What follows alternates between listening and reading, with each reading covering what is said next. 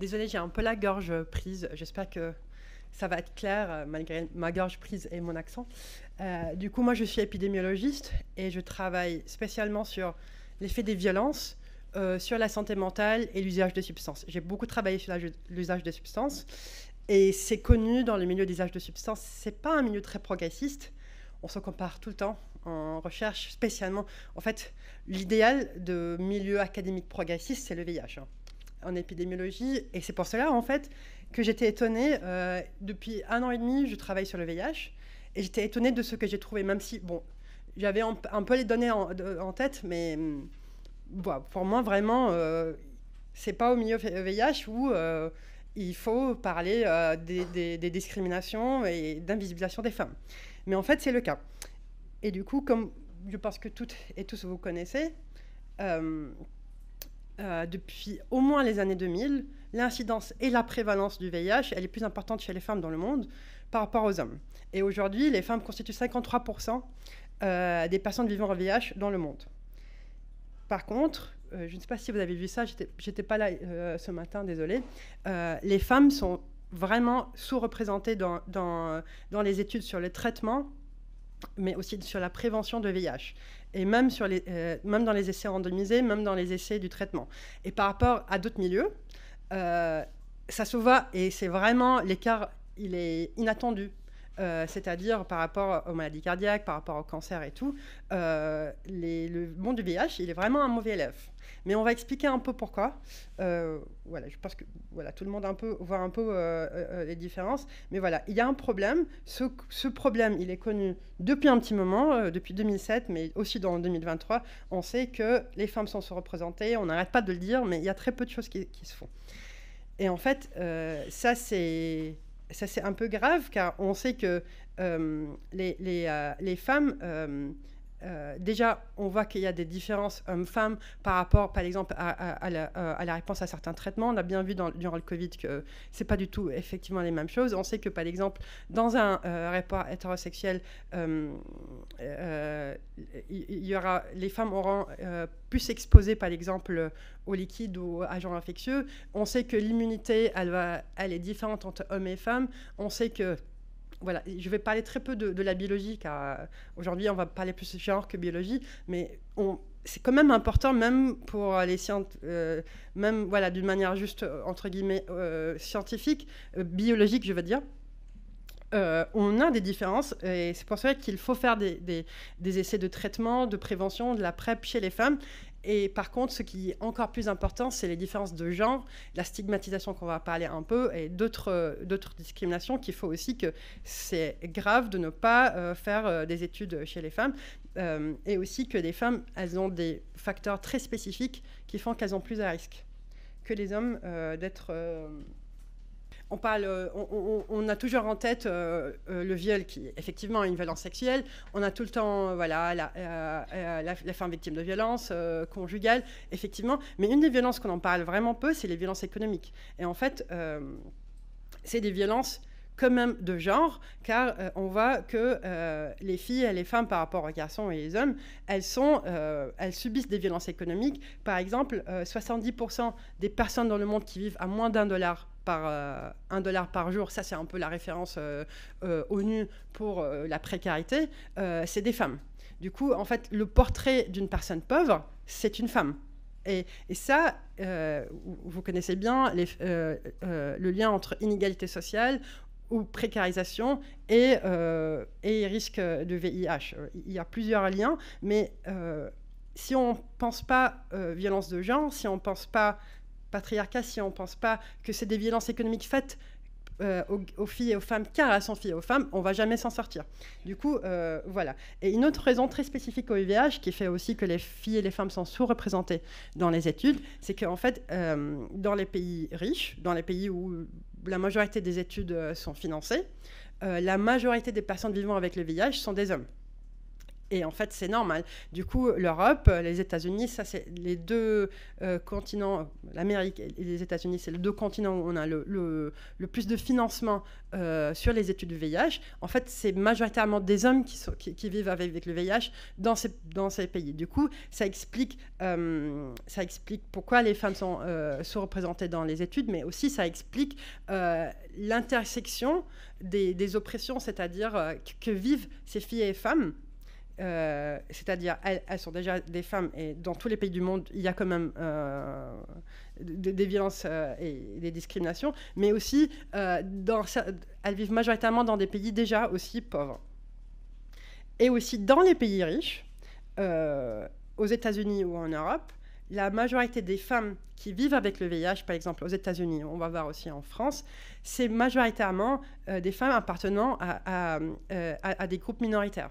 Par exemple, des femmes racisées ou des femmes victimes de racisme.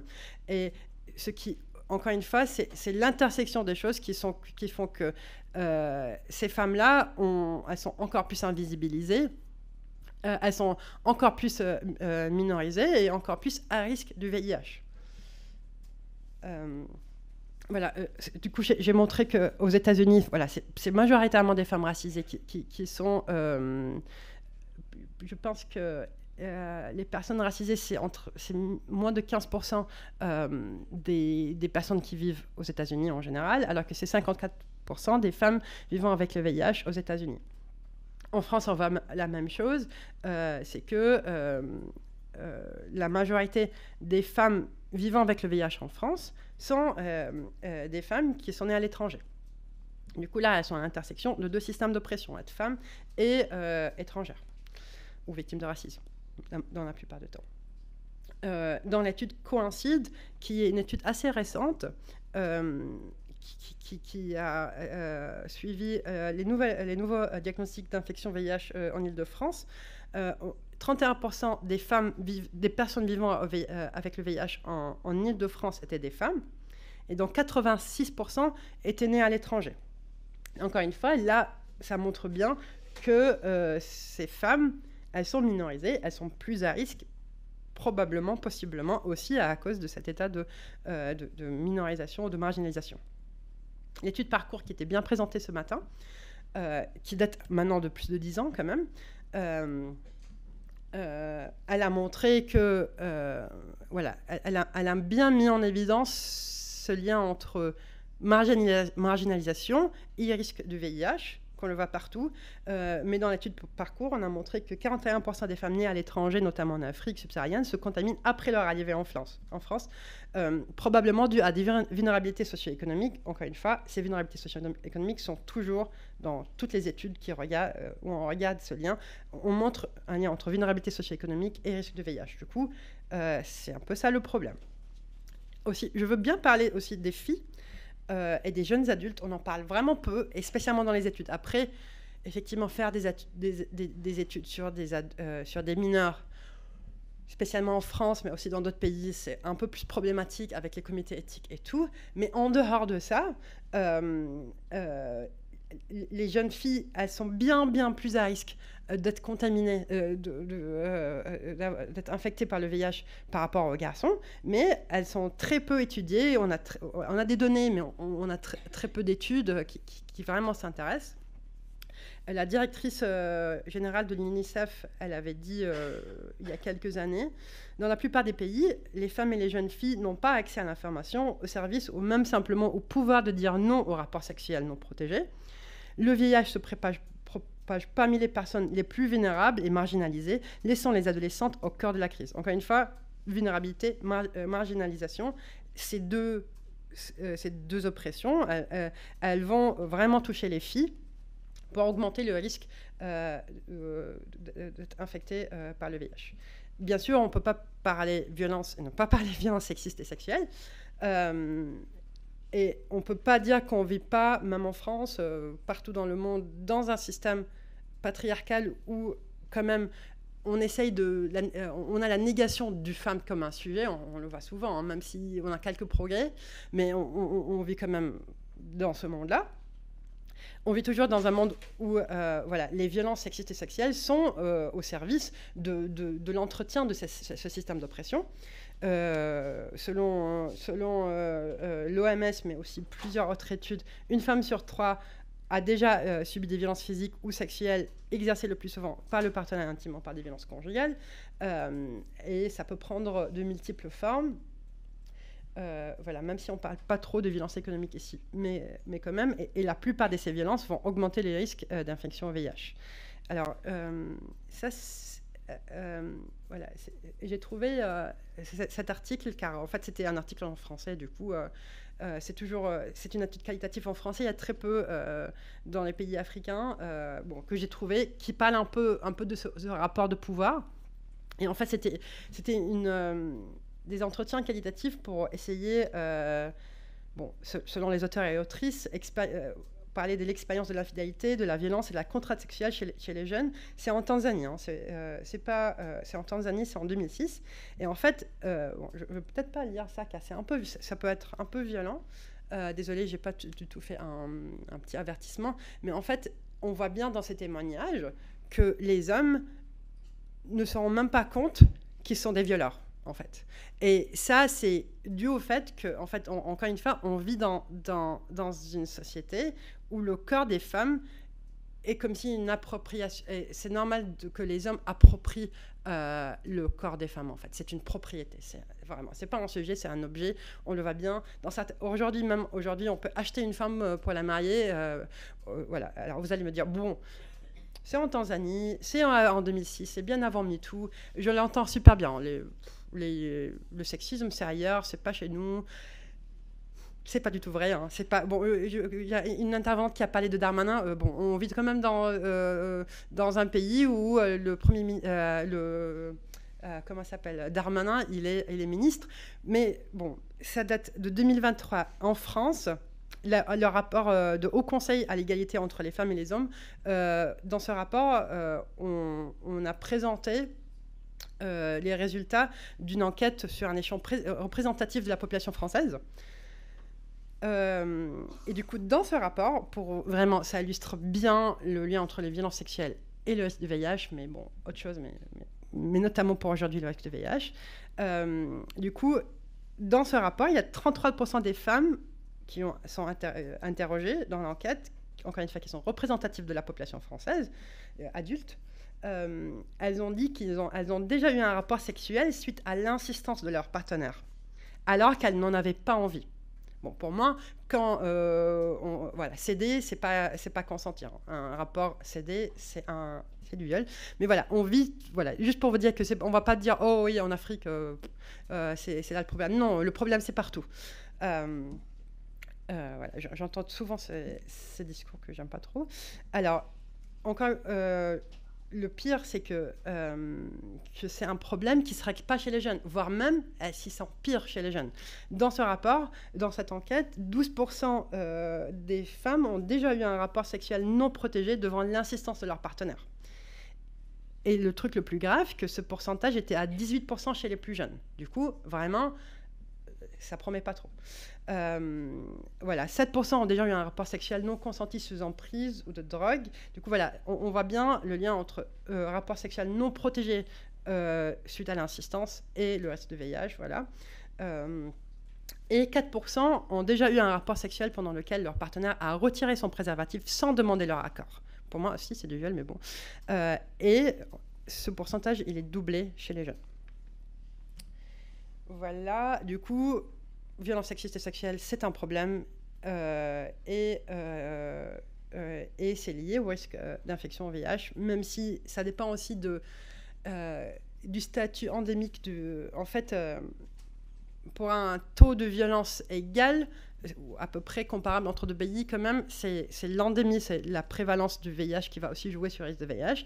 Mais il y a plusieurs études quand même qui ont montré un lien entre les violences sexuelles et l'incidence du VIH, spécialement chez les filles et les jeunes adultes. Du coup, voilà, j'insiste car j'ai l'impression que chaque fois on oublie les filles en fait. Dans l'étude parcours, c'est bien que c'était présenté ce matin, j'ai rien à expliquer. Julie Panetier, elle avait montré avec ses co-auteurs et co-autrices dans l'étude parcours que 15% des femmes qui ont été infectées par le VIH, après leur arrivée en France, avaient subi des violences sexuelles en France, contre 3,5% chez les femmes non infectées. Encore une fois, ce n'est pas un lien causal, hein, c'est pas une étude, c'est pas une étude qui peut montrer une causalité, mais on voit bien le lien. Ce lien entre violence sexuelle et risque de VIH était aussi montré dans plein d'autres études, spécialement aux États-Unis.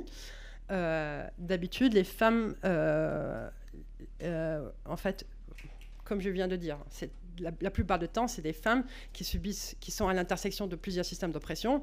Elles sont marginalisées et les groupes marginalisés sont souvent plus à risque de violence, mais pas que sexuelle.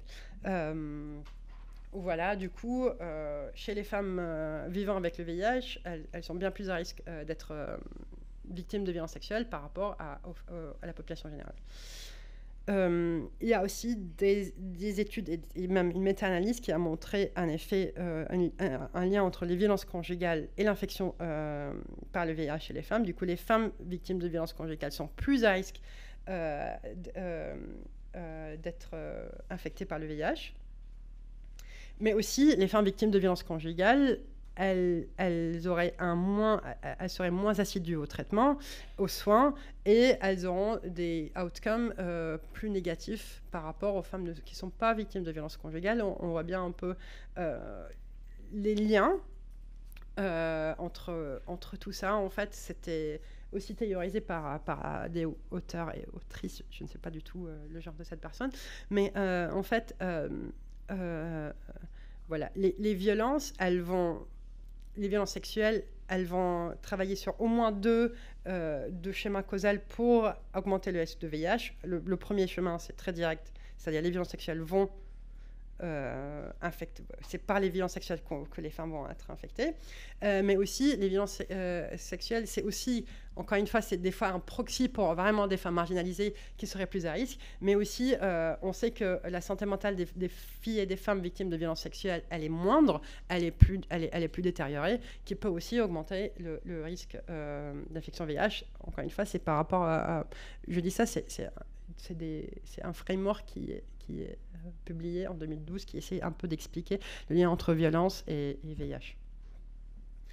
Il y a un autre framework bon, encore une fois, j'ai beaucoup travaillé sur l'âge de substance, du coup ça m'intéressait aussi, mais en fait aussi il y a des auteurs et autrices qui ont parlé de SAVA, c'est Substance Use, Violence and HIV and AIDS, et qui ont montré que en fait, les femmes victimes de violence, mais les personnes victimes de violence, aussi seraient plus à risque d'usage de substances, seraient plus à risque d'une santé mentale détériorée, qui va aussi augmenter le risque de VIH. Voilà, ça c'est un peu pour expliquer, voilà, des auteurs et autrices qui essayent d'expliquer un peu tout ce qui se passe.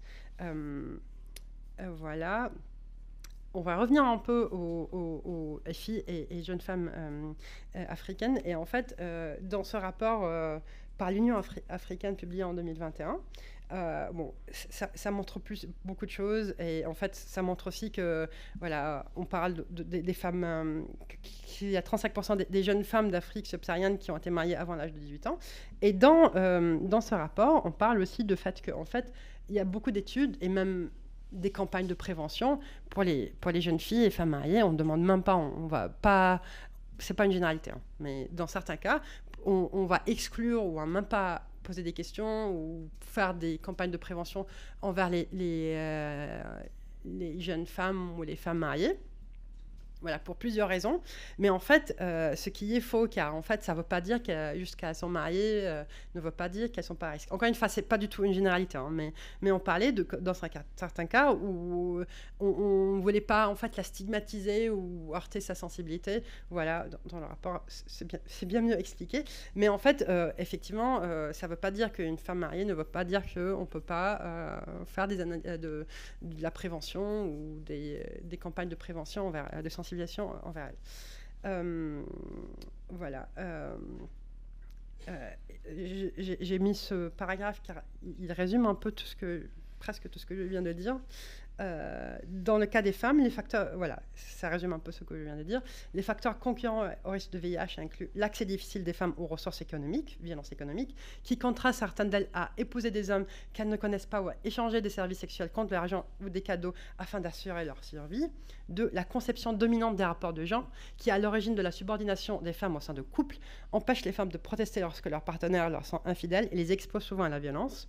3. Les normes sexuellement différenciées qui font que les femmes ont plus de mal que les hommes à mettre un terme à une relation une fois qu'il est perçu qu'elle est due être consommée. Bon, voilà.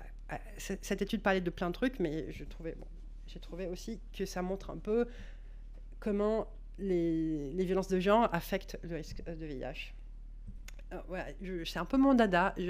J'essaye de parler tout le temps de ça car peut-être je suis un peu éco-anxieuse, mais aujourd'hui, voilà, avec les catastrophes climatiques, on va avoir de plus en plus des catastrophes, des situations d'urgence. On l'a vu dans le Covid, dans la crise de Covid. En fait, quand il y a des crises, tous les groupes marginalisés, on ne parle pas que des femmes, tous les groupes marginalisés vont être encore plus marginalisés. Les crises vont juste amplifier la marginalisation. On a bien vu ça dans le Covid, qui a fait perdre beaucoup de progrès chez les filles et les femmes dans beaucoup de pays. Mais aussi, on a vu, pour rester quand même sur le VIH, on a vu que dans certaines situations d'urgence, situations de guerre, ou catastrophes naturelles, ou quoi que ce soit, qui vont malheureusement peut-être de plus en plus augmenter, on a une augmentation de violences sexuelles. Et du coup, il faut toujours avoir ça en tête avec tout ce qui peut-être nous attend, et qu'on est déjà... Les marginalisations, l'oppression, elle existe déjà. Il suffit juste d'une crise pour ça augmente, et on risque d'avoir de plus en plus l'explosion de ces discriminations avec les catastrophes. Alors, on va quand même finir par des pistes et recommandations. Bon, déjà, toutes les études de traitement de l'infection, du traitement, de la prévention jusqu'au traitement doivent inclure des femmes en nombre suffisant pour permettre des analyses de sensibilité en fonction du sexe et du genre. Il faut aussi assurer un accès universel aux soins de santé, au logement et à d'autres services, mais qui soient adaptés aux femmes. Et pas juste un truc universel qui va être très bien pour un homme blanc, mais voilà, va laisser certaines femmes de côté. D'une manière un peu plus optimiste, lutter contre la discrimination et les violences structurelles, contre les inégalités racistes, classistes et sexistes. Il y a une éditoriale dans Lancet HIV en 2019 qui a dit pour que la fin de l'épidémie de VIH, il faut juste finir avec les inégalités de genre, et c'est ce qui nous reste à faire. Merci.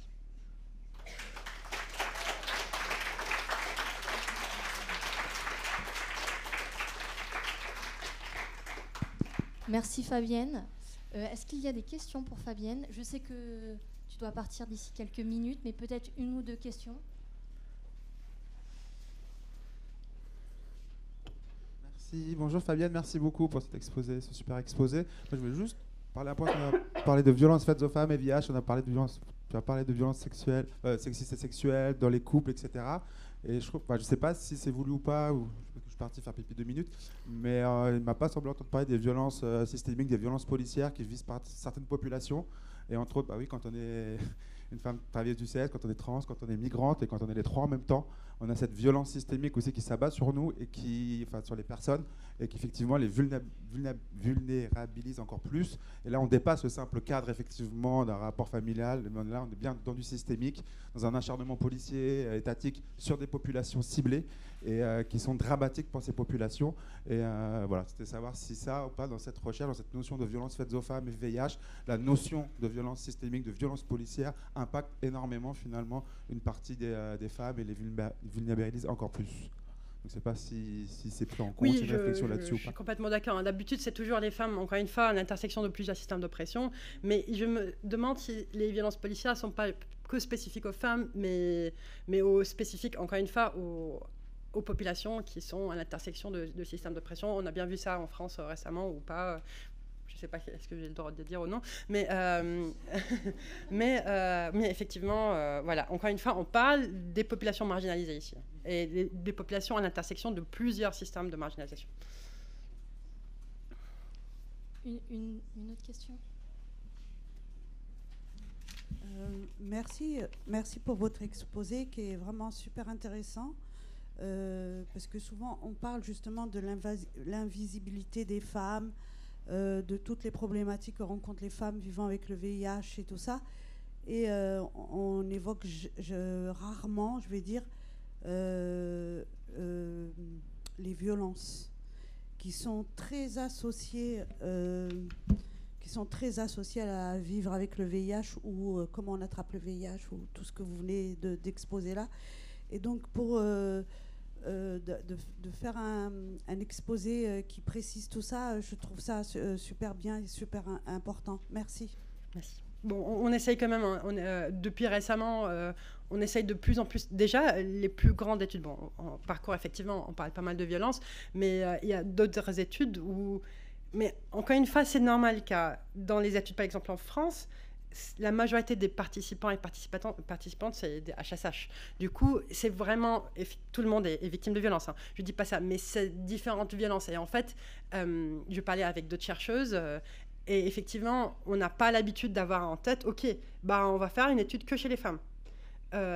Pour avoir des questions vraiment très spécifiques. C'est ce qu'il manque en fait, c'est-à-dire des études que chez les femmes pour avoir des questions. Car si on pose des questions dans un questionnaire où il y a hommes et femmes, on aura moins de questions vraiment spécifiques sur les violences. Et c'est ce que j'ai vu. Et vraiment, il y a pas mal de progrès récents et je pense que ça va dans le bon sens.